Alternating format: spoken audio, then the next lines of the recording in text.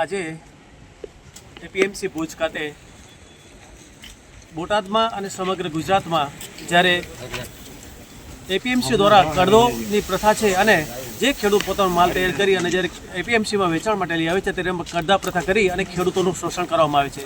અત્રે જ્યારે રાજુભાઈ કરપડા અને રામભાઈ પાલ અને સમગ્ર ગુજરાતની જ્યારે ખેડૂતોની ટીમ છે જે ખેડૂતો માટે જે સંવેદનશીલ છે અને ખેડૂતોના પ્રશ્નો માટે હંમેશા વાચા આપે છે એ જ્યારે એ બાબતે મુદ્દો ઉપાડી અને ખેડૂતોનું શોષણ કરતી આ સરકાર અને એના અધિકારીઓનો જે એના માટે ખુલ્લું કરવા માટે એને એ નાબૂદ કરવા માટે જ્યારે એક અભિયાન ચાલી રહ્યા છે તેના ભાગરૂપે કોઈ પણ હિસાબે એમને એના જે મુદ્દો ખેડૂતો સુધી પહોંચે નહીં અને ખેડૂતોને આનો અવાજ ન જાય એટલા માટે એમને ધરપકડ કરી અને એમને જેલમાં નાખી દીધા છે. એના પર ખોટા કેસ કરેલા છે. જ્યારે ખેડૂતો મહાપંચાયત કરવા માટે જઈ રહ્યા છે ત્યારે ખેડૂતોને પણ ખૂબ માર મારી અને એમને પણ વિવિધ કલમો તળે એમને માર મારી અને એમને જેલ ભેગા કરી દીધી છે. અત્યારે રાજુભાઈ અને અમારા આમ આદમી પાર્ટીના જ્યારે ખેડૂતના મિત્રો અમારા જ્યારે જેલમાં છે તો અમે આ મૂંગી બેરી સરકારને એટલું કહે છે કે તમે ખેડૂતોનું શોષણ તો કરો છો પણ જેનો અવાજ ઉપાડે છે લોકોના અને ખેડૂતોના હિત માટે જે લડી રહ્યા છે એવા અમારા જાંબાઝ યોદ્ધાઓને તાત્કાલિક અસરથી એમને જેલમાંથી મુક્ત કરવામાં આવે અને જે ખેડૂતો ઉપર ખોટા કેસ કર્યા છે એમને કેસ પાછા ખેંચી અને જેલમાંથી મુક્ત કરવામાં આવે છે એવી અમે અત્યારેથી અહીંયા વિનંતી કરવા માટે આવ્યા છીએ. અને એપીએમસીમાં જે કરદો પ્રથા જે સમગ્ર ગુજરાતમાં ચાલુ છે એ પૈકીનું ભુજ એપીએમસીમાં પણ આ કરદા પ્રથા ચાલુ છે એ પણ તાત્કાલિક અહીંથી દૂર કરવામાં આવે અને સરકારે જે મગફળી ટેકાના ભાવ માટે ખરીદી કરેલી વાત કરી છે પરંતુ હજુ સુધી સરકાર કોઈ ખરીદી કરતી નથી. હું ખેડૂત તરીકે વાત કરું છું કે અત્યારે મોટા ભાગની મગફળીઓ જે ખેડૂતો પાસેથી કારણ કે ખેડૂતની મજબૂરી છે ખેડૂતને ખેતીનો અનાજ પકાવવા માટે એના બાલ બચાવવા માટે એના ઘર ચલાવવા માટે એના મજૂરો માટે એને પૈસા આપવા માટે તો શું કરે ખેડૂત જે રૂપિયા મળે બિચારો કોઈને વેચી કરી અને એની મોટાભાગની મગફળી જ્યાં હતા જે ભાવમાં મળે એ વેચી નાખે છે અને મોટાભાગની મગફળીઓ ફેક્ટરીઓમાં પીલાવી પડી છે. પરંતુ સરકારે આજ દિવસ સુધી અત્યાર સુધી મગફળી ખરીદી નથી કરતી. શા માટે?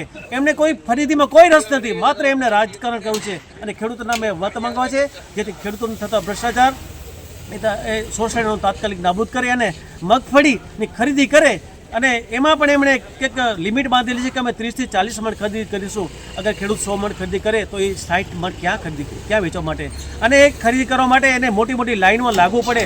હજી સુધી ખરીદી કરી એમ કહે છે કે તમારો નંબર આવશે ત્યારે અમે તમને ખરીદી કરીશું. ક્યારે અમારો નંબર આવશે ત્યાં સુધી શું અમારે રવિ પાકની અમારે તૈયાર નથી કરવી? અમે પૈસા ક્યાંથી લેશું? અમે ખૂબ ખરીદદાર થાય છે. અમે અમારા ખેતીના જમીનો પર બહુ મોટા બોજા ચડી ગયા છે.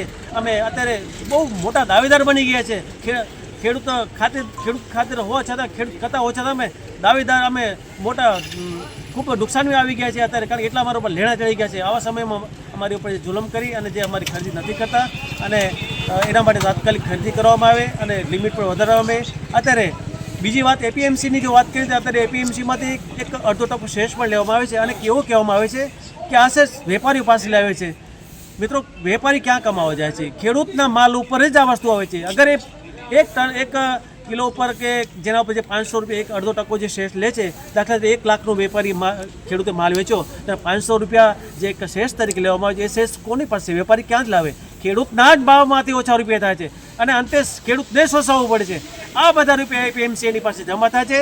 એનું કોઈ ઓડિટ નથી. અમને હમણાં જાણવા મળ્યું છે એ પ્રમાણે અત્યારે એપીએમસીએ ગેટની બાજુ એક મોટું ગેસ્ટ હાઉસ અને એક કેન્ટીન બનાવેલી છે. એમાં 40 થી 50 લાખનો ધુમાડો કર્યો છે અને એમાં પણ જાણવા મળ્યું કે જ્યારે ઉપરનો ગેસ્ટ હાઉસ છે એમાં એક ડોરમેટરી ખાલી એક પલંગ તમે ખેડૂતને આપવામાં આવે એના માટે 1500 રૂપિયા ચાર્જ લાવે છે.